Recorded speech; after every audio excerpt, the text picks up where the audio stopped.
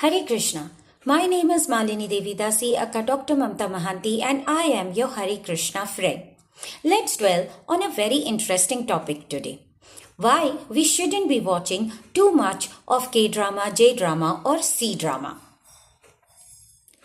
While the Koreans themselves find K-drama way too romantic, which is true, Indians find it extremely enchanting and are blown away by the deja vu feelings. Feelings, are they really true? Let's figure it out. With all due respects to the very elegant presentations of the K-drama heroes who are either multimillionaires or billionaires, and the heroines who at the end of almost all the K-dramas end up being the leading CEOs of other lavishing business empires, it sounds that there are too many wings given to an overly fantasizing world. Pause. Why are we even discussing this? Korea? Because Japan is way ahead, and with China, we are daggerheads. First things first, both India and Korea are working on improving their cross-cultural and business relations. We welcome that with all our heart. However, while the international boundaries are opening up, it also throws a great challenge to the cultural aspect of the nation. Since the citizens of both the countries enlighten themselves about each other's countries mainly through the entertainment industry, there are all chances of fastidious frames of references being created in people's minds. Let's study this through various perspectives. The K-drama perspective. Heroes, tall, handsome, very fair and almost flawless. Heroines, very beautiful, extremely skinny sometimes, gorgeous and ravishing. A standard K-drama plot. There's our Korean guy. He is the CEO of either a multimillionaire or a billionaire company reaping benefits, and there is one vicious woman in his life who drugs him. He gets drunk, has a one-night stand with a random girl, makes her pregnant, the girl vanishes for 5 years. And our hero either forgets totally about her or keeps incessantly searching for the girl for 5 years. The heroine returns, not alone, and not with just one kid, perhaps with twins or triplets or quadruplets. She is no longer a struggling woman in the bad world outside. She is now the CEO of yet another profit-reaping organization. And there they meet again and the whole standard story begins. And obviously at the end of the plot, it's a very happy reunion. I'm just wondering, is it all about the plot? Or seriously, is it about the clothing on the soul, the body, or culture, or the violence in food?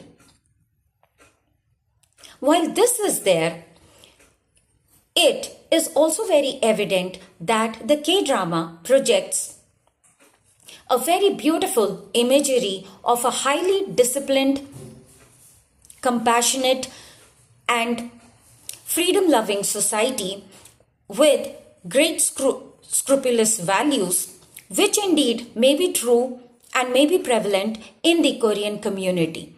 However, the cultural perspective must wave a red flag for the Indian community living over there and here as well. Number 1, the one-night stands and establishing physical relations with the opposite gender before marriage flouts the value compass that is weaved in the very fabric of the Indian community at large.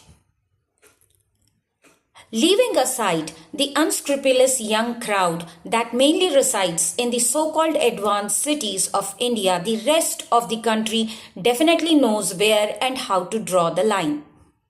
Second, meat eating doesn't go well with the taste buds of most of the population in India, nor does it go down very well with their psyche. Third, even though the heroes and heroines may be extremely beautiful and handsome, yet flaunting long, beautiful legs, and that too only of the girls, presents a very vicious image of projecting women as a bare commodity. This switches our attention to yet another perspective, that is the psychological perspective. What happens when we watch too much of K-drama? Serial watching K-drama may make our minds sick and make us extremely conscious of the physicality of it all. It may also force us to sometimes compare, undervalue, underrate the partner, totally forgetting that there is a person breathing deep down under the skin. Always remember, vision creates desires. Desires create expectations. Expectations, when unfulfilled, lead to frustration. So, what is the realistic perspective? Well, this realistic perspective you can get easily by watching any podcaster, any traveler interviews television. However, there is a word of caution here too. There are all types of people traveling between the boundaries of the two countries.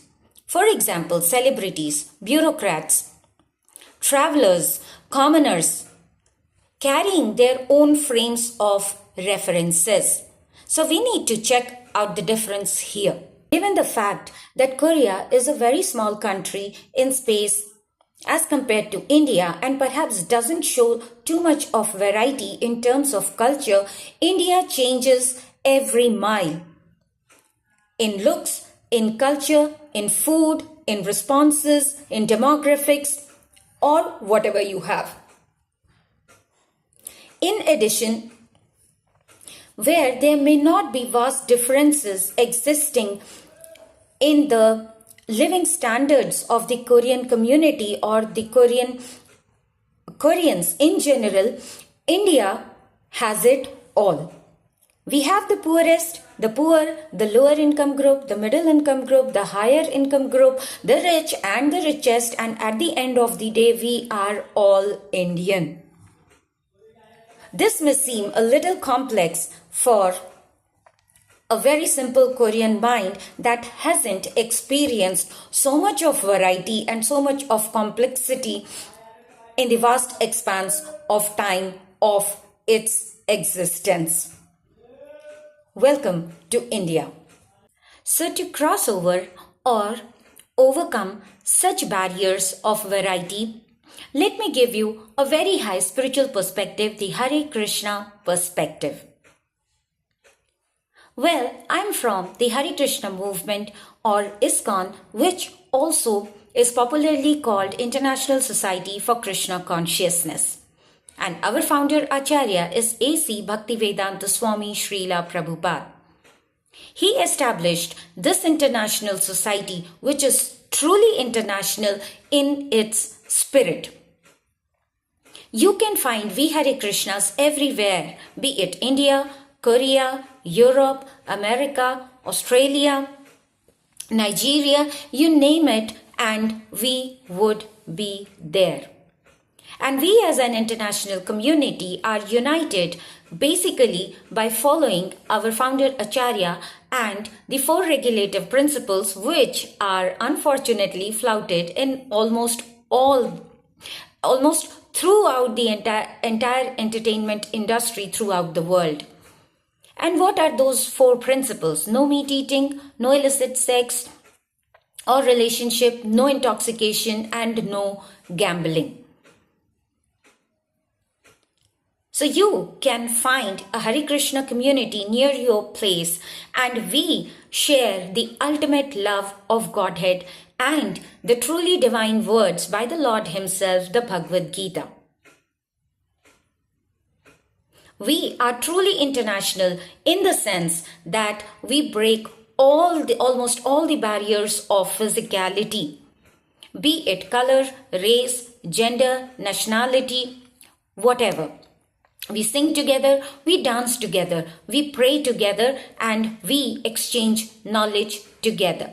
So we are highly entertaining people with lots of color, variety, and joy, and in unison across the world.